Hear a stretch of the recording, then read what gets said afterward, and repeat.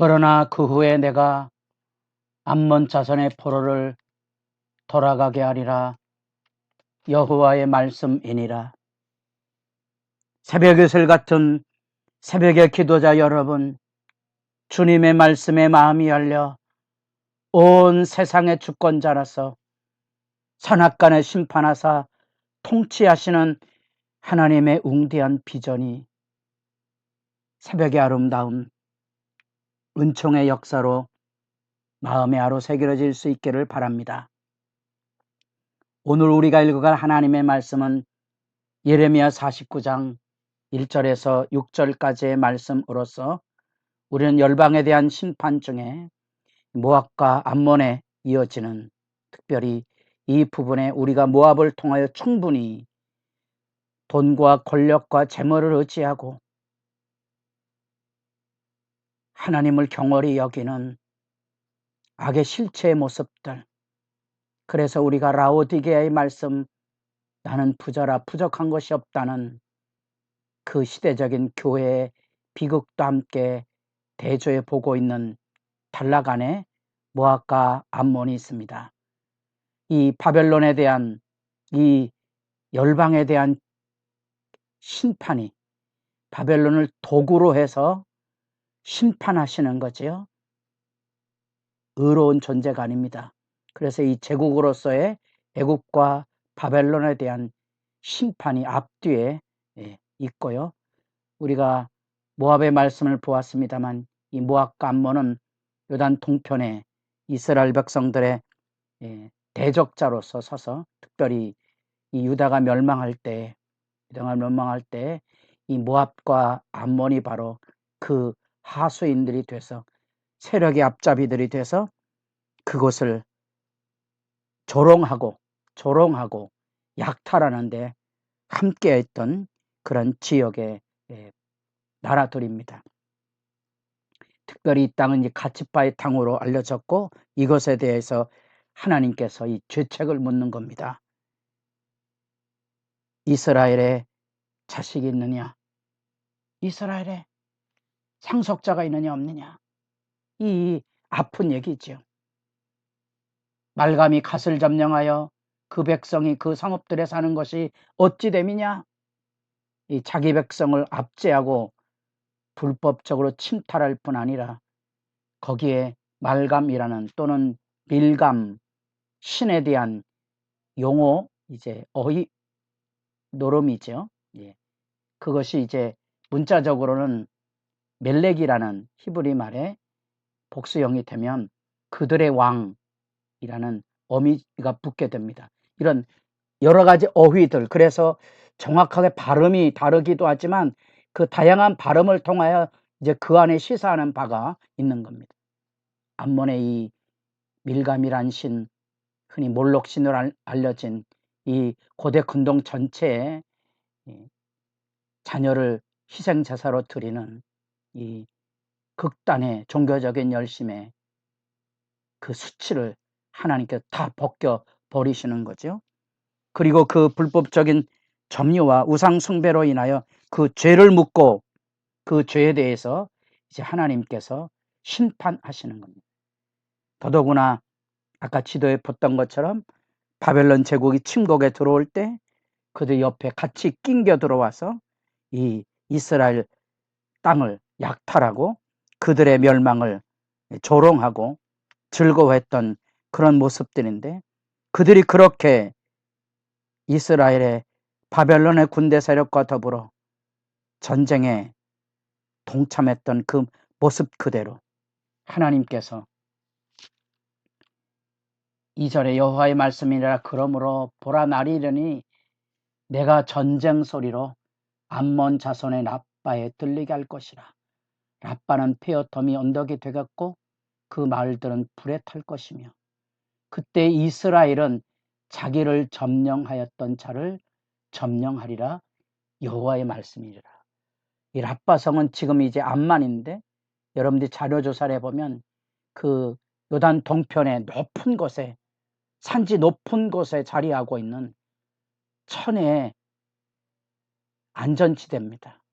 결코 무너지지 않는 그럼에도 불구하고 그 라빠의 전쟁의 소리가 들려서 그들이 이스라엘 땅을 불법적으로 점유하고 또 약탈하는 데 참여했던 것처럼 그들의 그 하늘의 심판이 선연히 나타날 것이라는 거지. 그래서 그 심판 앞에 그 마을들, 그리고 여기 에스본, 이런 라빠의 딸들, 3절 하반절에 말감과 그 제사장들과 그 고관들이 다 사로잡혀 가리라.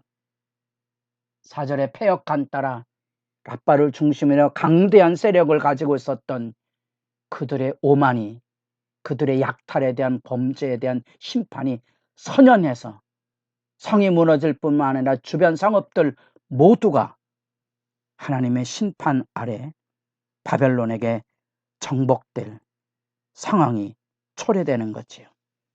그 심판의 무서움 앞에 여호와의 말씀이니라. 헤스보나 슬피울지어다. 아이가 황파였도다. 너희 라빠의 딸들아 부르짖을지어다.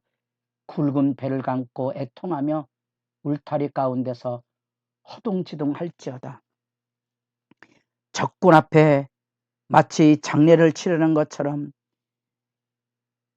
손에 힘이 다 빠지고 다리가 풀려서 그 심판의 유린과 파멸이 이루어지는 상황 속에 장례식에 애가를 부를 때 그놈의 신 말감이 그들을 지켜주지 못하는 허탄한 우상의 모습, 그 제사장들, 그 고관들 다 끌려가 버릴 건데 그 골짜기 흐르는 물, 그들이 가지고 있던 풍요로움이 다 무너지게 되고 패역한 딸, 하나님 앞에 등 돌리고 우상을 숭배하고 간음하던 그런 모습에 대한 표현으로 너희들 모두가 하나님 앞에 등 돌린 존재들이 되어서 멸절당할 것을 이야기해주고 4절에 콕 찍어서 내가 어찌하여 재물을 의리하여 말하기를 누가 내게 대적하여 오리어 하느냐? 우리가 재물이 풍부한데 누가 우리를 침략하러 오겠냐? 보라, 내가 두려움을 내 사방에서 내게 오게 하리니 너희 각 사람이 앞으로 쫓겨나갈 것이요 도망하는 자들을 모을 자가 없으리로다. 철저한 하나님의 심판 앞에 무너져 내릴 암몬의 현실을 가지고 하나님 앞에 통곡하고 울어야 될 시대적인 비극이 지금 초래되고 있습니다.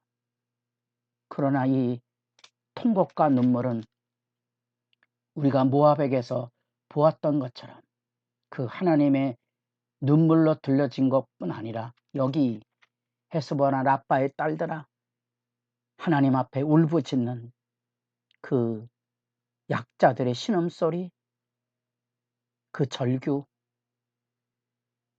그 하나님을 향한 아픔의 호소를 하나님께서 들으셔서 6절 암몬에게도 회복의 기회가 약속되고 있습니다.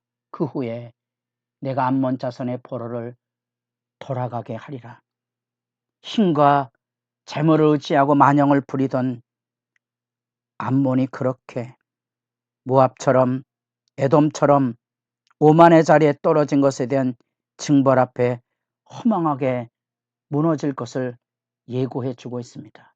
우리는 반복해서 이야기하지만 이 자기 백성이 힘이 없어서 자기 백성을 바벨론 포로로 내버리신 것이 아니고 공의의 심판일 뿐 아니라 하나님의 주권은 그보다 뛰어나서 감히 내 백성에게 손을 대거나 약탈을 해 반드시 내가 응징할 것이라.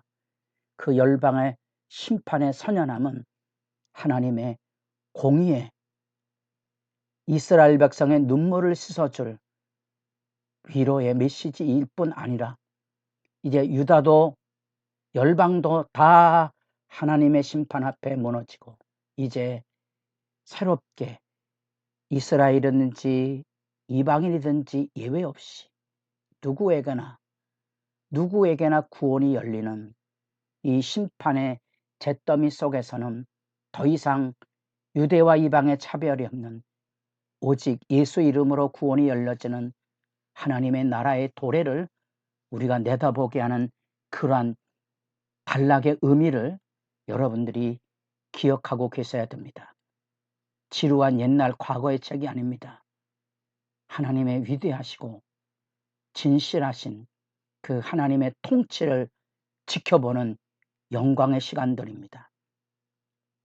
그래서 하나님의 뜻이 공평과 정의이고 예레미야가 바로 열방의 선지자로 뽑기도 하고 심기도 하는, 헐기도 하고 세우기도 하는 그 심판의 역사를 여기 선연하게 들려주고 있습니다. 특별히 암몬은 갓지파를 그 지파의 땅을 압제하고 우상 숭배로서 자기들의 허탄한 자랑으로서의 우상을 숭배하고 재물이 자기들이 있어서 누가 감히 우리를 손댈 수 있으랴, 그 오만함이 단번에 하나님의 심판 앞에 무너질 것인데 그 비참함에 너희는 애통하며 울지어다. 헤스보나 라빠의 딸들아, 굵은 배를 감고 애통하며 울지어다. 마치 회개를 촉구하는 말씀처럼 들려지지 않습니까? 이런 말씀이 들려지는 것 자체가 은혜이지요. 이 열방 심판 중에 블레셋 같은 하나님의 심판에 이런 장면이 없습니다. 그들에겐 다시 돌아온다는 약속도 없습니다. 여러분, 하나님 앞에 통회하고 자복하고 거꾸러지는 십자가 신앙의 근본의 의미, 회개하라. 그리고 주 예수를 믿으라. 성령을 받으리라. 여러분, 만유를 다스리시는 하나님의 영광 앞에 복음을 붙들고 기도하는 시간이 복되기를 바랍니다.